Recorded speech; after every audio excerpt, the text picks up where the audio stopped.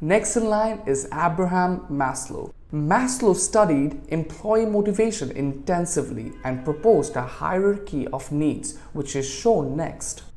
He introduced 5 levels of needs that a worker requires in order to be motivated, starting from at the bottom with physiological needs, which refers to the basic needs of a person like food, rest, recreation, and shelter.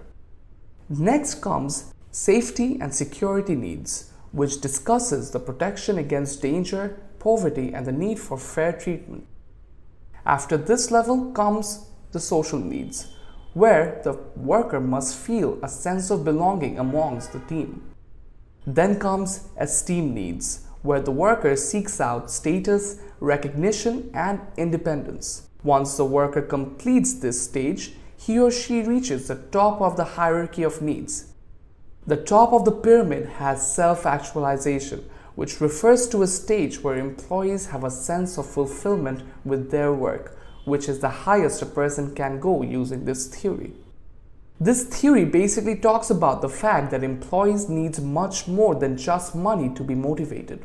Maslow argues that a person must go through each level before moving on to the next. While this theory looks great in paper, there are a few problems with this theory. First of all, it is said that certain levels do not seem to exist for certain individuals, while some rewards fit into more than just one level.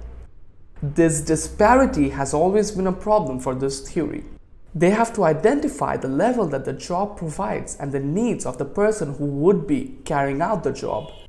This way, the manager can arrange for the employee to attain the next level of needs, as that's what all good managers do. And that's pretty much all for Maslow's hierarchy of needs. Next and lastly, we have Herzberg.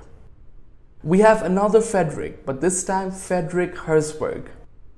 Herzberg's motivational theory was based on his study of work on engineers and accountants in the US.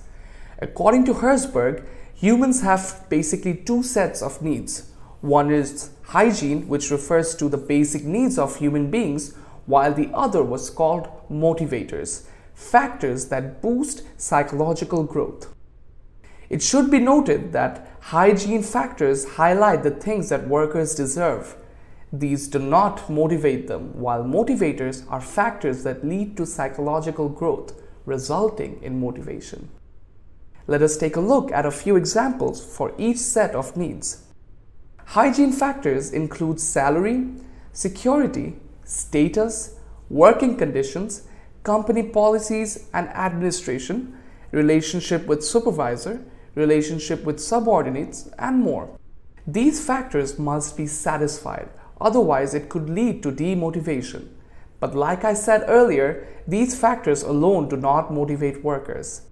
Motivators, on the other hand, include achievement, recognition, personal growth and development, advancements and promotions, and the work itself.